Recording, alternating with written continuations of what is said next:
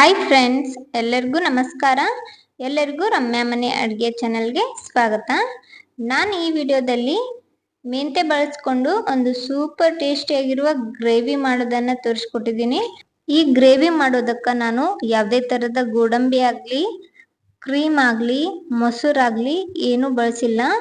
ಏನೂ ಬಳಸದೆ ಇಷ್ಟು ಕ್ರೀಮಿಯಾಗಿರುವ ಗ್ರೇವಿ ಮಾಡ್ಕೊಳ್ಳೋದು ಹೇಗಂತ ನೋಡ್ಕೊಂಡು ಬರೋಣ.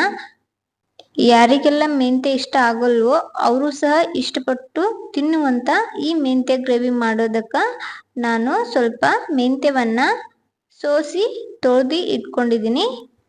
ಒಂದೆರಡು ಈರುಳ್ಳಿನ ಕಟ್ ಮಾಡಿ ಇಟ್ಟಿದ್ದೀನಿ. ಹಾಗೆ ಒಂದು ದೊಡ್ಡ ಸೈಜ್ ಟೊಮೆಟೊ ಕಟ್ ಮಾಡಿ ಇಟ್ಟಿದ್ದೀನಿ. ಒಂದು ಸ್ವಲ್ಪ ಕೊತ್ತಂಬರಿ ತಗೊಂಡಿದ್ದೀನಿ. ಹಾಗೆ ಒಂದು ಸ್ವಲ್ಪ ವಟಾಣಿ ತಗೊಂಡಿದ್ದೀನಿ. ಹಾಗೆ ಸ್ವಲ್ಪ ಶುಂಠಿ ಬೆಳ್ಳುಳ್ಳಿ ತಗೊಂಡಿದ್ದೀನಿ. 1 ಟೇಬಲ್ ಸ್ಪೂನ್ ಅಷ್ಟು ಕಡಲೆಬೇಳೆ, 1 ಟೇಬಲ್ ಸ್ಪೂನ್ ಅಷ್ಟು ಎಳ್ಳು, ಹಾಗೆ 2 ಟೇಬಲ್ ಸ್ಪೂನ್ ಅಷ್ಟು ಶೇಂಗಾ ತಗೊಂಡಿದ್ದೀನಿ.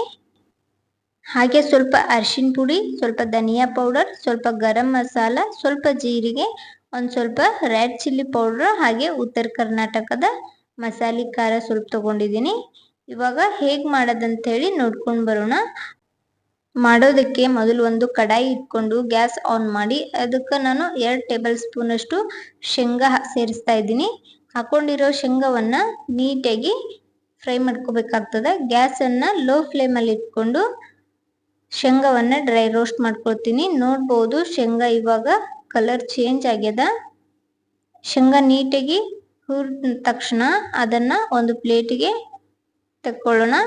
ಅದೇ ಪಾತ್ರೆಗೆ 1 ಟೇಬಲ್ ಸ್ಪೂನ್ ಅಷ್ಟು ಕಡಲೆಬೇಳೆ ಸೇರಿಸ್ತಾ ಇದ್ದೀನಿ. ಕಡಲೆಬೇಳೆನು ಸ್ವಲ್ಪ ಮೀಡಿಯಂ ಫ್ಲೇಮಲ್ಲಿ ಇಟ್ಕೊಂಡ್ಬಿಟ್ಟು ಸ್ವಲ್ಪ ಹೊತ್ತು ಡ್ರೈ ರೋಸ್ಟ್ ಮಾಡ್ಕೊಳ್ಳೋಣ. ಇವಾಗ ಕಡಲೆಬೇಳೆನು ನೀಟಾಗಿ ಹುರಿದವ ಅದನ್ನು ಒಂದು ಪಾತ್ರೆಗೆ ಎತ್ತಿಟ್ಕೊಳ್ಳೋಣ. ಅದೇ ಪಾತ್ರೆಗೆ ಒಂದು ಸ್ವಲ್ಪ ಎಣ್ಣೆ ಹಾಕೊಂಡು ಎಣ್ಣೆ ಕಾಯ್ದ ನಂತರ ಬೆಳ್ಳುಳ್ಳಿ ಹಾಕಿಬಿಟ್ಟು ಬೆಳ್ಳುಳ್ಳಿಯನ್ನು ಸ್ವಲ್ಪ ಹೊತ್ತು ಎಣ್ಣೆ ಒಳಗೆ ನೀಟಾಗಿ ಫ್ರೈ ಮಾಡ್ಕೊಳ್ಳೋಣ. ಬೆಳ್ಳುಳ್ಳಿ ಎಲ್ಲ ಫ್ರೈ ಆದ ನಂತರ ಕಟ್ ಮಾಡಿಟ್ಟಿರುವ ಮೆಂತ್ಯ ಸೊಪ್ಪನ್ನು ನಾನು ಸೇರಿಸ್ತಾ ಇದ್ದೀನಿ. ತೊಳೆದಿಟ್ಟಿದ್ನೆಲ್ಲ ಮೆಂತ್ಯ ಪಲ್ಯವನ್ನು ಅದನ್ನು ಚಿಕ್ಕ ಚಿಕ್ಕದಾಗಿ ಕಟ್ ಮಾಡಿದ್ದೀನಿ. ಮೆಂತ್ಯ ಸೊಪ್ಪನ್ನು ಸೇರಿಸಿ ಮೆಂತ್ಯ ಸೊಪ್ಪಿನಲ್ಲಿರೋ ಕಹಿ ಅಂಶ ಹೋಗೋವರೆಗೂ ಇದನ್ನು ಇದೇ ಥರ ಫ್ರೈ ಮಾಡ್ಕೊಳ್ತೀನಿ. ಅಂದರೆ ನೀರಿನಂಶ ಎಲ್ಲ ಹೋಗೋವರೆಗೂ ನೀಟಾಗಿ ಮೆಂತ್ಯವನ್ನು ಫ್ರೈ ಮಾಡ್ಕೋಬೇಕಾಗ್ತದ. ಮೆಂತ್ಯ ಫ್ರೈ ಆಗೋವರೆಗೂ ನಾವು ಗ್ರೇವಿ ಮಾಡೋದಕ್ಕೆ ಮಸಾಲೆ ಬೇಕಲ್ಲ, ಆ ಮಸಾಲೆಯನ್ನು ರೆಡಿ ಮಾಡ್ಕೊಳ್ಳೋಣ. ಮಸಾಲೆ ರೆಡಿ ಮಾಡೋಕ್ಕೆ ಒಂದು ಜಾರ್ ತೊಗೊಂಡ್ಬಿಟ್ಟು ಅದಕ್ಕೆ 1 ಟೇಬಲ್ ಸ್ಪೂನ್ ಅಷ್ಟು ಬಿಳಿ ಎಳ್ಳನ್ನು ಹಾಕೊಂಡಿದ್ದೀನಿ. ಹಾಗೆ ಶೇಂಗಾ ಹಾಗೂ ಕಡಲೆಬೇಳೆಯನ್ನು ಹುರಿದಿಟ್ಕೊಂಡಿದ್ವಲ್ಲ ಅದನ್ನು ಸಹ ಸೇರಿಸ್ಕೊಂಡು ಸ್ವಲ್ಪ ನೀರು ಹಾಕಿ ಈ ಥರ ನಾನು ನೀಟಾಗಿ ಗ್ರೈಂಡ್ ಮಾಡ್ಕೊಂಡು ತಂದಿದ್ದೀನಿ. ನೋಡ್ಬೋದು ಎಷ್ಟು ಸ್ಮೂತಾಗಿ ನಾನು ಗ್ರೈಂಡ್ ಮಾಡಿದ್ದೀನಿ ಅಂತ. ನೋಡ್ಲಿಕ್ಕಂತೂ ಸೇಮ್ ಕಾಜು ಪೇಸ್ಟ್ ಥರನೇ ಕಾಣ್ತಿದೆ, ಬಟ್ ಕಾಜು ಪೇಸ್ಟ್ ಅಲ್ಲ, ಎಳ್ಳು, ಶೇಂಗಾ ಹಾಗೆ ಕಡಲೆಬೇಳೆ ಪೇಸ್ಟ್ ಅದು. ಇವಾಗ ಪಲ್ಯ ನೀಟಾಗಿ ಫ್ರೈ ಆಗ್ಯದ. ಒಂದು ಪ್ಲೇಟ್ಗೆ ತೆಗೆದಿಟ್ಕೊಳ್ಳೋಣ. ಅದೇ ಪಾತ್ರೆಗೆ ಮತ್ತಿಷ್ಟು ಎಣ್ಣೆ ಹಾಕಿಬಿಟ್ಟು ತಗೊಂಡಿರೋ ಜೀರಿಗೆ ಸೇರಿಸ್ತಾ ಇದ್ದೀನಿ. ಜೀರಿಗೆ ಸ್ವಲ್ಪ ಎಣ್ಣೆ ಒಳಗೆ ಫ್ರೈ ಆಗಬೇಕು. ಜೀರಿಗೆ ಸ್ವಲ್ಪ ಹೊತ್ತು ಫ್ರೈ ಆದ ನಂತರ ಕಟ್ ಮಾಡಿಟ್ಟಿರೋ ಈರುಳ್ಳಿ ಸೇರಿಸ್ತಾ ಇದ್ದೀನಿ. ಈರುಳ್ಳಿಯನ್ನು ಹಾಕ್ಕೊಂಡ್ಬಿಟ್ಟು ನೀಟಾಗಿ ಫ್ರೈ ಮಾಡ್ಕೋಬೇಕಾಗುತ್ತೆ. ಈರುಳ್ಳಿಯಲ್ಲಿರೋ ಹಸಿ ವಾಸನೆ ಹೋಗೋವರೆಗೂ ಮೀಡಿಯಂ ಫ್ಲೇಮಲ್ಲಿ ಇಟ್ಕೊಂಡು ಈರುಳ್ಳಿನ ನೀಟಾಗಿ ಫ್ರೈ ಮಾಡ್ಕೊಳ್ಳೋಣ. ಈರುಳ್ಳಿ ಫ್ರೈ ಆದ ನಂತರ ಶುಂಠಿ ಬೆಳ್ಳುಳ್ಳಿ ಪೇಸ್ಟನ್ನು ಸೇರಿಸ್ತಾ ಇದ್ದೀನಿ. ಶುಂಠಿ ಬೆಳ್ಳುಳ್ಳಿ ಪೇಸ್ಟ್ ಹಾಕಿಬಿಟ್ಟು ಇದೆಲ್ಲ ಒಮ್ಮೆ ನೀಟಾಗಿ ಫ್ರೈ ಮಾಡ್ಕೋಬೇಕಾಗುತ್ತೆ.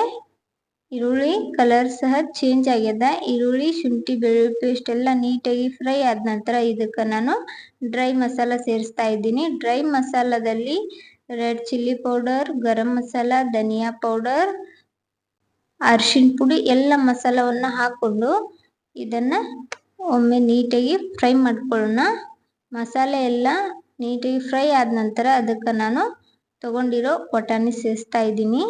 ವಟಾಣಿ ಹಾಕ್ಕೊಂಡ್ಬಿಟ್ಟು ಮಸಾಲೆಯಲ್ಲಿ ನೀಟಾಗಿ ಇದನ್ನು ಫ್ರೈ ಮಾಡ್ಕೋಬೇಕಾಗ್ತದ. ವಟಾಣಿ ಎಲ್ಲ ಸ್ವಲ್ಪ ಹೊತ್ತು ಎಣ್ಣೆ ಒಳಗೆ ಫ್ರೈ ಆದ ನಂತರ ನಾನು ಟೊಮೆಟೊ ಸೇರಿಸ್ಕೊಂಡ್ಬಿಟ್ಟು ಟೊಮೆಟೊನ ಫ್ರೈ ಮಾಡ್ಕೋತಾ ಇದ್ದೀನಿ.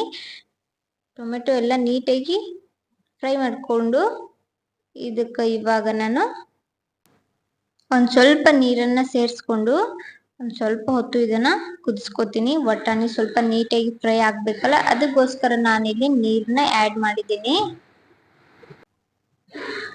ಆಮೇಲೆ ಮಸಾಲೆ ಹಾಕಿದ ನಂತರ ವಟಾಣಿ ಜಲ್ದಿ ಬೇಯೋದಿಲ್ಲ, ಅದಕ್ಕೋಸ್ಕರ ಮೊದಲು ಒಂದು ಸ್ವಲ್ಪ ನೀರು ಹಾಕೊಂಡು ಮುಚ್ಚಿಬಿಟ್ಟು ಒಂದು ಸ್ವಲ್ಪ ಹೊತ್ತು ವಟಾಣಿನ ಬೇಯಿಸ್ಕೊಂಡ ನಂತರ ಅದಕ್ಕೆ ಪೇಸ್ಟ್ ಮಾಡಿಟ್ಟಿದ್ವಲ್ಲ ಆ ಪೇಸ್ಟನ್ನು ಸೇರಿಸ್ತಾ ಇದ್ದೀನಿ. ಪೇಸ್ಟ್ ಎಲ್ಲ ಹಾಕೊಂಡ್ಬಿಟ್ಟು ಈ ಥರ ಒಮ್ಮೆ ನೀಟಾಗಿ ಫ್ರೈ ಮಾಡ್ಕೊಳ್ಳೋಣ. ನೋಡ್ಬೋದು ಎಷ್ಟು ಕ್ರೀಮಿಯಾಗಿ ಬಂದದ ಪೇಸ್ಟು.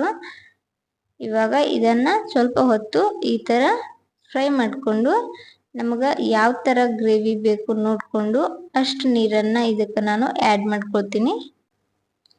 ನೀರನ್ನ ಹಾಕ್ಕೊಂಡು ಇದನ್ನು ಕೈ ಬಿಡದೆ ಈ ಥರ ನೀಟಾಗಿ ಮಿಕ್ಸ್ ಮಾಡ್ಕೋಬೇಕಾಗ್ತದ, ಇಲ್ಲ ಅಂದ್ರೆ ಅದು ಗಂಟಾಗ್ತದ. ಯಾಕಂದ್ರೆ ನಾವಿಲ್ಲಿ ಕಡಲೆಬೇಳೆಯನ್ನು ಯೂಸ್ ಮಾಡಿವಿ, ಅದಕ್ಕೋಸ್ಕರ ನೀರು ಹಾಕಿಬಿಟ್ಟು ಈ ಥರ ನೀಟಾಗಿ ಒಂದು ಮಿಕ್ಸ್ ಕೊಡ್ತಿದ್ದೀನಿ. ಎಲ್ಲ ನೀಟಾಗಿ ಮಿಕ್ಸ್ ಮಾಡಿದ ನಂತರ ನಾವು ಮೊದಲಿಗೆ ಮೆಂತ್ಯವನ್ನ ಎಣ್ಣೆ ಒಳಗೆ ಫ್ರೈ ಮಾಡಿ ಇಟ್ಕೊಂಡಿದ್ವಲ್ಲ ಆ ಪಲ್ಯನ ಈ ಗ್ರೇವಿಗೆ ಸೇರಿಸ್ಕೊಂಡು ಇದನ್ನ ಒಂದು ಸ್ವಲ್ಪ ಹೊತ್ತು ಕುದಿಸ್ಕೊಳ್ಳೋಣ. ಇವಾಗ ರುಚಿಗೆ ತಕ್ಕಷ್ಟು ಉಪ್ಪನ್ನು ಸೇರಿಸ್ತಾ ಇದ್ದೀನಿ. ಉಪ್ಪನ್ನು ಹಾಕ್ಬಿಟ್ಟು ಒಂದು ನೀಟಾಗಿ ಮಿಕ್ಸ್ ಕೊಡೋಣ. ಇದನ್ನ ಒಂದು 5 ನಿಮಿಷ ಕುದಿಸ್ಕೊಂಡ್ರೆ ಸಿಂಪಲ್ ಆದ ಕ್ರೀಮಿಯಾಗಿರುವ ಮೆಂತ್ಯ ಗ್ರೇವಿಯನ್ನು ನಾವು ಮಾಡ್ಕೊಳ್ಬೋದು. ಟೇಸ್ಟ್ ಮಾತ್ರ ಸೂಪರ್ ಆಗಿರ್ತದ. ಬಿಸಿ ಬಿಸಿ ಚಪಾತಿ ಹಾಗೂ ರೈಸ್ ಜೊತೆ ಅಂತೂ ಸೂಪರ್ ಕಾಂಬಿನೇಷನ್ ಆಗಿರುವ ಮೆಂತ್ಯ ಗ್ರೇವಿ ಇದು. ಯಾರು ಮೆಂತ್ಯ ಇಷ್ಟಪಡೋದಿಲ್ವೋ ತಿನ್ನೋದಕ್ಕೆ, ಅವ್ರಿಗೆ ಈ ಥರ ಒಮ್ಮೆ ಗ್ರೇವಿ ಮಾಡಿಕೊಡಿ, ತುಂಬ ಇಷ್ಟಪಟ್ಟು ತಿಂತಾರೆ. ನೋಡಿದ್ರಲ್ಲ ಎಷ್ಟು ಸಿಂಪಲ್ ಆಗಿ ನಾವು ಮೆಂತ್ಯ ಗ್ರೇವಿನ ಮಾಡ್ಕೊಳ್ಬೋದು ಅಂತ ಹೇಳಿ. ಈ ಕ್ರೀಮಿ ಆಗಿರುವ ಮೆಂತ್ಯ ಗ್ರೇವಿ ರೆಸಿಪಿ ನಿಮಗೆ ಇಷ್ಟ ಆದ್ರೆ ತಡ ಮಾಡಬೇಡಿ, ಒಂದು ಲೈಕ್ ಕೊಡಿ. ಯಾರೆಲ್ಲ ನನ್ನ ಚಾನಲ್ ಸಬ್ಸ್ಕ್ರೈಬ್ ಮಾಡದೆ ವಿಡಿಯೋ ನೋಡ್ತಾ ಇದ್ದೀರಾ, ಚಾನಲ್ನ ಸಬ್ಸ್ಕ್ರೈಬ್ ಮಾಡ್ಕೊಳ್ಳಿ. ನನ್ನ ವಿಡಿಯೋ ನೋಡುತ್ತಿರುವ ಎಲ್ಲರಿಗೂ ಧನ್ಯವಾದಗಳು.